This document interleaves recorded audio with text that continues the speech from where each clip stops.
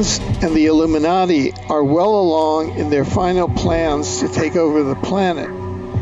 In addition to creating and cloning millions of hybrids, they are seeking to robotize the human population through the transhumanist agenda so that it can be controlled electronically as well as from the fourth dimension. The goal is to eliminate as many humans as possible who are motivated from spiritual sources. When the human population that remains is vastly outnumbered by the hybrids and the dehumanized robots and slaves, we will become annexed to the alien empire. Essentially, we are a slave race already.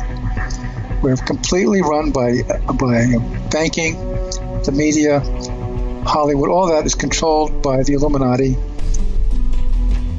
who are part reptilian and part human, and they dominate in all those fields. So we are basically being kept here under a blanket, unable to reach out to the higher dimensions.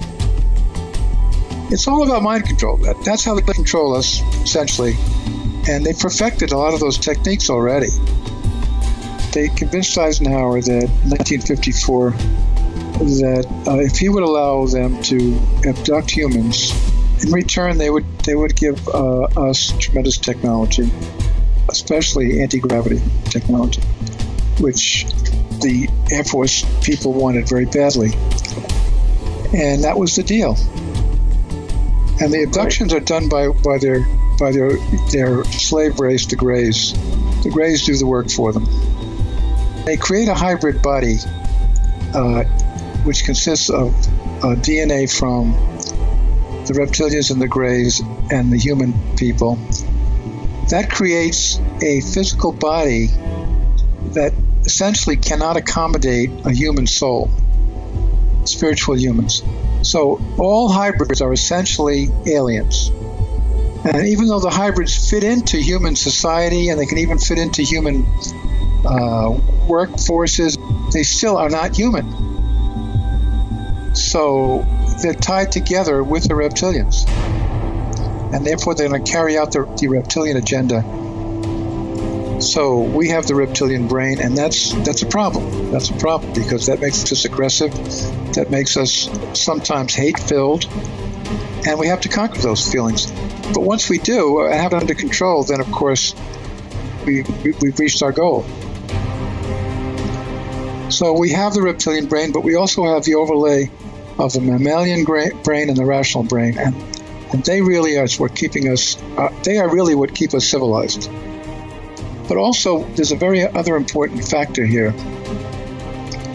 The reptilians do not have what we know as a heart or a loving capability. They don't have a heart chakra. They don't even know what it is to love. And basically, that's why they are essentially afraid of us. Because they know that if we actually develop that capability, their days on this planet are finished. They just understand domination and conquering other civilizations. The humans are able to love, and love is the key to our basic eventual victory. The fact that we can love is the key to ultimately perhaps winning in this struggle.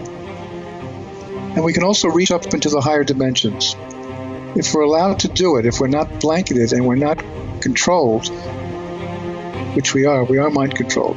But if we weren't, we would be able to bring down many more of the fifth and sixth dimensional capabilities.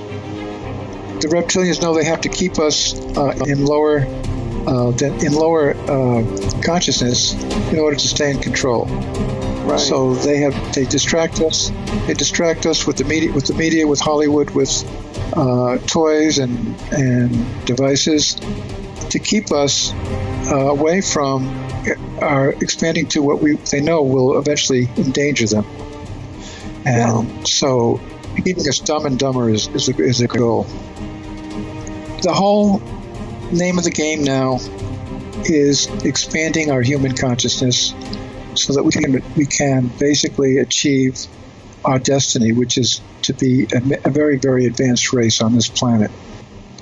And they have blanketed us on this planet to keep us from achieving space travel and going to Andromeda and going to the Pleiades, because they know that once that happens,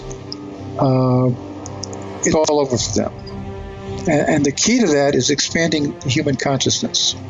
Once we do, as a race, reach expanded consciousness, the reptilians will no longer have any control over us. Your own consciousness is the most potent weapon that is available to you at the present time to change the level of your consciousness from linear thinking to multidimensional awareness. Your secret weapon, your ace in the hole, is that you are not hive mind collective thinkers